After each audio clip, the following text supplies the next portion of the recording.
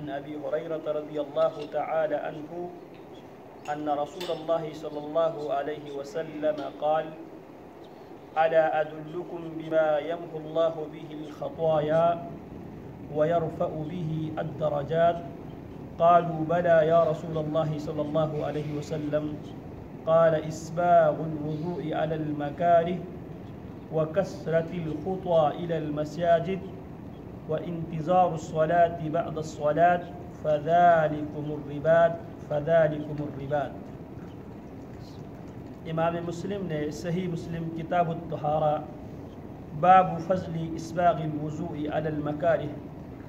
اس عنوان کے تحت جناب ابو ہریرہ رضی اللہ تعالی عنہ سے اس حدیث کو روایت کیا ہے۔ ابو ہریرہ رضی اللہ تعالیٰ عنہ فرماتے ہیں نبی اکرم صلی اللہ علیہ وسلم نے فرمایا: الا ادلکم علی ما یمحو اللہ بہ الخطایا ویرفع بہ الدرجات۔ نبی اکرم صلی اللہ علیہ وسلم حضرات صحابہ کرام رضوان اللہ علیہم اجمعین سے فرماتے ہیں: اے میرے صحابہ، کیا میں تمہیں ایسا عمل نہ بتلاؤں، ایسی عبادت نہ بتلاؤں بما یمحو اللہ بہ الخطایا، اس عبادت کی برکت سے، اس عمل کی برکت سے، یمحو اللہ بہ الخطایا، اس عمل کی بجاوری کی وجہ سے اللہ رب العالمین گناہوں کو مٹا دیتا ہے، وَيَرْفَعُ بِهِ الدَّرَجَاتِ، اور اس عمل کی برکت سے اللہ رب العالمین اس عمل کو کرنے والے عامل کی درجات بلند فرماتا ہے۔ صحابہ کرام رضوان اللہ علیہم اجمعین خیر کے متلاشی ہوا کرتے تھے، وہ خیر کے کاموں میں ایک دوسرے سے سبقت لیا کرتے تھے۔ والسابقون السابقون اولئک المقربون والسابقون الاولون من المہاجرین والانصار، وہ یہ ٹائٹل رکھتے تھے اور نیکی کے کاموں میں ایک دوسرے کے ساتھ ریس میں لگے رہتے تھے۔ نبی اکرم صلی اللہ علیہ وسلم کے پاس حضرات صحابہ میں سے غریب صحابہ کرام کی جماعت نبی علیہ السلام کے پاس آتے ہیں، کہتے اللہ کے حبیب، جو مالدار ہمارے ساتھی ہیں وہ اسی طرح نماز پڑھتے ہیں جس طرح ہم نماز پڑھتے ہیں، اسی طرح روزہ رکھتے ہیں جس طرح ہم روزہ رکھتے ہیں، لیکن ساتھ ساتھ وہ اللہ کے راستے میں صدقات و خیرات کرتے ہیں، ہمارے پاس صدقات و خیرات دینے کے لیے کچھ بھی نہیں ہے، اس وجہ سے ہم اپنے ان ساتھیوں سے پیچھے رہ جاتے ہیں۔ لہٰذا اللہ کے حبیب، ہمیں ان کی مقابلہ کرنے کے لیے آپ ایسے اعمال بتلا دیجئے تاکہ ہم ان کے برابر ثواب پا سکیں۔ نبی علیہ السلام نے نمازوں کے بعد ان کو سبحان اللہ، الحمدللہ، اللہ اکبر کے یہ اذکار نبی علیہ السلام نے بتلا دیا۔ چند دنوں بعد ان صحابہ کرام کو معلوم ہوا جو مالدار ہوا کرتے تھے، انہوں نے بھی سبحان اللہ، الحمدللہ، اللہ اکبر نمازوں کے بعد انہوں نے بھی یہ ذکر اذکار کرنا شروع کر دیے۔ حضرات صحابہ کرام جو غریب طبقے تھے وہ خود پھر نبی علیہ السلام کے پاس چلے گئے۔ اللہ کے حبیب، جو اذکار آپ نے ہمیں بتلایا تھا اب ان کو بھی پتہ لگ گیا، وہ بھی اب کرنے لگ گئے۔ آپ علیہ السلام نے اس موقع میں فرمایا: ذَلِكَ فَضْلُ اللَّهِ يُؤْتِيهِ مَن يَشَاءُ، یہ اللہ کا فضل ہے، اللہ جسے دینا چاہتا ہے دے دیتا ہے۔ تو وہ مقابلے کے میدان ہمیشہ وہ سجا کے رکھتے تھے۔ وَفِي ذَلِكَ فَلْيَتَنَافَسِ الْمُتَنَافِسُونَ، تو یہاں پر جب نبی علیہ السلام نے ان کے سامنے یہ بات کی، الا اخبرکم بما یمحو اللہ بہ الخطایا ویرفع بہ الدرجات، میرے صحابہ، کیا میں تمہیں ایسا عمل نہ بتلاؤں جس عمل کی بجاوری کی وجہ سے اللہ رب العالمین تمہارے تمام صغیرہ گناہوں کو معاف کر دے گا، مٹا دے گا، اور دوسرا فائدہ یہ ہوا ویرفع بہ الدرجات، اللہ رب العالمین تمہاری درجات میں بلندی عطا فرمائے گا۔ تو صحابہ کرام کیا فرماتے ہیں؟ بلا یا رسول اللہ، اللہ کے حبیب ضرور بتلائیے، ضرور بتلائیے۔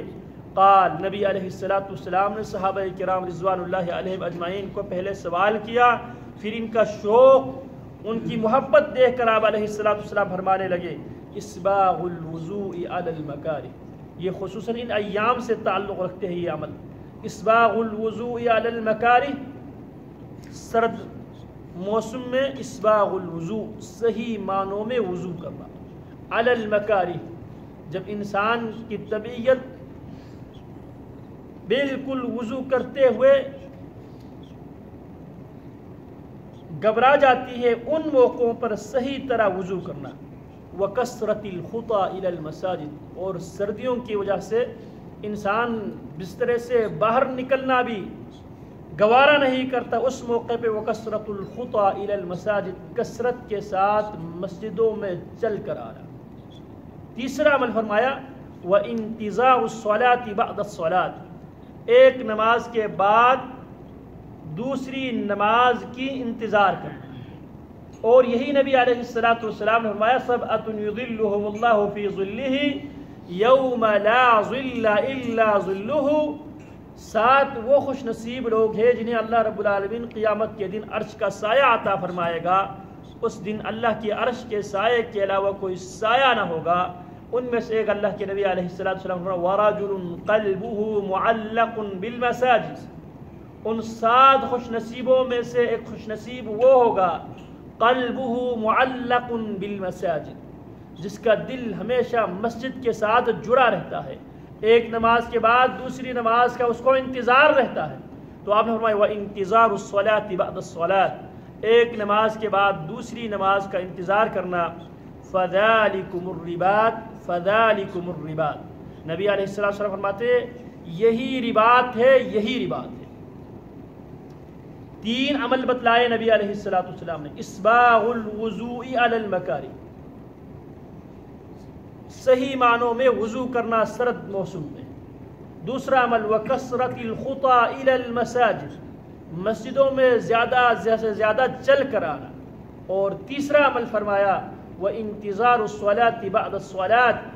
ایک نماز کے بعد دوسری نماز کا انتظار کرنا۔ نبی علیہ السلام کے زمانے میں آپ علیہ السلام کے صحابہ میں سے ایک برادری، ایک قبائل تھوڑا سا مسجد سے کچھ فاصلے پہ رہتے تھے، انہوں نے اس بات کا ارادہ کیا کہ مسجد کے قرب و جوار میں آباد ہونے کا۔ نبی اکرم صلی اللہ علیہ وسلم ان سے فرماتے ہیں کہ آپ اپنے گھروں کو لازم پکڑو، تکتب آثارکم، جتنے آپ وہاں سے چل کے آتے ہیں آپ کے ہر قدم لکھا جاتا ہے، ریکارڈ کا حصہ بنایا جا رہا ہے۔ تو یہاں پہ اللہ کے نبی علیہ السلام نے ان 3 اعمال کو رباط کہا، اور رباط کیا اللہ رب العالمین نے حکم دیا قرآن مجید میں وَأَعِدُّوا لَهُم مِّن قُوَّةٍ وَمِن رِّبَاطِ الْخَيْلِ تُرْهِبُونَ بِهِ وَأَعِدُّوا لَهُم مَّا اسْتَطَعْتُم مِّن قُوَّةٍ وَمِن رِّبَاطِ الْخَيْلِ تُرْهِبُونَ بِهِ عَدُوَّ اللَّهِ وَعَدُوَّكُمْ وَأَعِدُّوا لَهُم مَّا اسْتَطَعْتُم مِّن قُوَّةٍ، جتنی استطاعت رکھیں، جتنی تمہارے اندر طاقت ہے، دشمن کے خلاف ہمیشہ تیاری کی حالت میں رہو۔ وَمِن رِّبَاطِ الْخَيْلِ، اور گھوڑوں کو باندھ کے رکھو، تُرْهِبُونَ بِهِ عَدُوَّ اللَّهِ وَعَدُوَّكُمْ، تمہاری تیاری دیکھ کر تمہارے دشمنوں کے اوپر بھی تمہارا رعب اور اللہ کے دشمنوں کے اوپر بھی تمہارا رعب چھا جائے گا۔ اور نبی اکرم صلی اللہ علیہ وسلم رباط کوئی معمولی عمل نہیں ہے، نبی اکرم صلی اللہ علیہ وسلم فرماتے ہیں لِأَنْ أُرَابِطَ فِي سَبِيلِ اللَّهِ خَيْرٌ مِّنْ أَنْ أَقُومَ لَيْلَةَ الْقَدْرِ عِنْدَ حَجَرِ الْأَسْوَدِ، نبی اکرم صلی اللہ علیہ وسلم فرماتے ہیں لِأَنْ أُرَابِطَ فِي سَبِيلِ اللَّهِ، ایک رات رباط کی حالت میں گزارنا میرے نزدیک اتنا زیادہ محبوب عمل ہے کہ میں ایک رات، وہ رات بھی لیلۃ القدر والی رات، اِنَّا أَنزَلْنَاهُ فِي لَيْلَةِ الْقَدْرِ وَمَا أَدْرَاكَ مَا لَيْلَةُ الْقَدْرِ لَيْلَةُ الْقَدْرِ خَيْرٌ مِّنْ أَلْفِ شَهْرٍ تَنَزَّلُ الْمَلَائِكَةُ وَالرُّوحُ فِيهَا بِإِذْنِ رَبِّهِم مِّن كُلِّ أَمْرٍ سَلَامٌ هِيَ حَتَّىٰ مَطْلَعِ الْفَجْرِ إِنَّا أَنزَلْنَاهُ فِي لَيْلَةٍ مُبَارَكَةٍ إِنَّا كُنَّا مُنزِلِينَ۔ فرماتے ہیں رباط کی حالت میں ایک رات بھی گزارنا، نبی اکرم صلی اللہ علیہ وسلم فرماتے ہیں احب الیہ، میرے نزدیک اتنا محبوب عمل ہے من ان اقوم لیلۃ القدر عند حجر الاسود، لیلۃ القدر والی رات حجر اسود کے پاس رات گزارنے سے بھی زیادہ میرے نزدیک محبوب یہ عمل ہے کہ میں ایک رات رباط کی حالت میں اللہ کے راستے میں تیار رہو۔ اور یہاں پہ اللہ کے نبی علیہ السلام نے عام لوگوں کو، ہم جیسے گناہگاروں کو جو رباط کی ثواب حاصل نہیں کر سکتے، ان کے لیے فرمایا 3 کام تم کرو، یہی رباط ہے۔ پہلا کام اسباغ الوضوء علی المکاری، صحیح طرح وضو بنا لو، وکثرت الخطا الی المساجد، اور کثرت کے ساتھ چل کے آؤ مسجدوں کی طرف، وانتظار الصلاة بعد الصلاة، اور ایک نماز کے بعد دوسری نماز کے تم انتظار کر لو، فذالکم الرباط فذالکم الرباط، آپ نے فرمایا یہی رباط ہے، یہی رباط ہے، جس رباط کے بارے میں دوسری حدیث میں نبی علیہ السلام فرماتے ہیں ایک مہینہ مسلسل روزہ رکھنے اور ایک مہینہ مسلسل رات بھر عبادت کرنے سے ایک رات اللہ کے راستے میں رباط کی حالت میں گزارنا زیادہ فضیلت والے عمل ہے۔ اب رباط کیا ہے؟ اللہ کے راستے میں تیاری کی حالت میں گزرنا، اور نبی علیہ السلام نے دوسری حدیث میں فرمایا عینان لا تمسهم النار، دو آنکھ ایسی ہیں جنہیں جہنم کی آگ نہیں چھوئے گی، عین بکت من خشیت اللہ وعین تحرس فی سبیل اللہ، عین بکت من خشیت اللہ، ایک وہ آنکھ جو اللہ کے ڈر اللہ کے خوف سے اشکبار ہو جائے، وعین تحرس فی سبیل اللہ، اور دوسری آنکھ جو آنکھ اللہ کے راستے میں پہرے کی حالت میں گزارے۔ یہ رباط کا جو عمل ہے بہت فضیلت والے عمل ہے۔ نبی علیہ السلام فرماتے ہیں جہنم کی دعا اور اللہ کے راستے میں رباط کی حالت میں انسان جب چلتا ہے اور چلتے چلتے جو غبار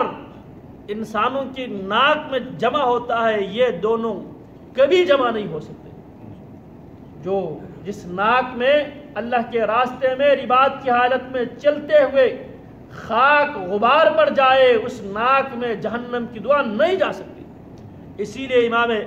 عبداللہ بن المبارک رحمہ اللہ ترتس کے میدان میں تھے، اور اس زمانے میں جناب عبداللہ بن المبارک رحمہ اللہ جب ترتس کے میدان میں تھے، ایک طرف مکہ مکرمہ میں جناب فضیل ابن عیاض رضی اللہ عنہ وہاں پہ مسلح پہ تھے، کدھر؟ مکہ مکرمہ میں بیت اللہ میں۔ ترتس کے میدان سے امام عبداللہ بن المبارک رحمہ اللہ خط لکھتے ہیں، اور وہ خط اشعار کی شکل میں ہے، یا عابد الحرمین لو ابصرتنا لعلمت انک بالعبادت تلعب، حرمین میں بیٹھ کر مصلی سجانے والے فضیل، لو ابصرتنا، اگر تو ہماری حالت دیکھ لیتے، یا عابد الحرمین لو ابصرتنا لعلمت انک بالعبادت تلعب، اگر تو ہماری حالت دیکھتے فضیل تمہیں معلوم ہوتا تو عبادت کے ساتھ کھیل رہا ہے، یا عابد الحرمین لو ابصرتنا لعلمت انک بالعبادت تلعب، من كان يخزب خده بدموعه فنهورنا بدمائنا تتخضب، ريح الأبير لكم ونحن أبيرنا، دهج السنابك والغبار الأطيب، ولقد أتانا من مقال نبينا قول صحيح صادق لا يكذب، لا يستوي وغبار خيل الله في أنف امرئ ودخان نار تلهب، هذا كتاب الله ينطق بيننا لیس الشہید بمیت لا یکذب، فرماتے ہیں لا یستوی وغبار خیل اللہ فی انف امرئ، وہ غبار جو رباط کی حالت میں مجاہد کی آنکھ مجاہد کے چہرے پہ پڑتا ہے، لا یستوی وغبار خیل اللہ فی انف امرئ ودخان نار تلہب، وہ غبار اور جہنم کی وہ دعاں ایک مجاہد کی جسم میں جمع ہو نہیں سکتے۔ ھذا کتاب اللہ ینطق بیننا لیس الشہید بمیت لا یکذب، یہ ہماری کتاب اس بات کی گواہی دے رہی ہے کہ جو شہید ہوتا ہے وہ مرتا نہیں ہے۔ تو یہاں پہ لا یستوی وغبار خیل اللہ فی انف امرئ، وہ برابر کبھی ہو نہیں سکتے جہنم کی دعا اس آنکھ کو یا اس ناک میں چڑھے، اور جس آنکھ میں اور جس ناک میں انسان میدان جہاد میں رباط کی حالت میں غبار اس پہ چڑھا۔ تو یہاں پہ نبی علیہ السلام نے اسی کو رباط کہا ہے۔ جب مؤذن حی علی الصلاۃ کہہ رہا ہوتا ہے، کیا کہہ رہا ہوتا ہے؟ آؤ اس نماز کی طرف جس نماز کی تیاری کرتے ہوئے صحیح معنوں میں وضو کرنے کی وجہ سے، جس نماز کے لیے کثرت کے ساتھ چل کے آنے کی وجہ سے، جس نماز کے انسان تو انتظار کرنے کی وجہ سے تمہیں رباط والی اللہ رب العالمین فضیلت عطا فرمائے گا۔ تو یہاں پہ فذالکم الرباط، فذالکم الرباط، آپ علیہ السلام فرمائے یہی حقیقی معنوں میں اللہ کے راستے میں تیاری ہے، یہی رباط ہے۔ اللہ رب العالمین ہمیں بھی یہ رباط والی فضیلت عطا فرمائے. سبحانک اللہم و بحمدک اشہد ان لا الہ الا انت استغفرک و اتوب الیک. وصلی اللہ وسلم علی نبینا محمد وعلی آلہ وصحبہ اجمعین.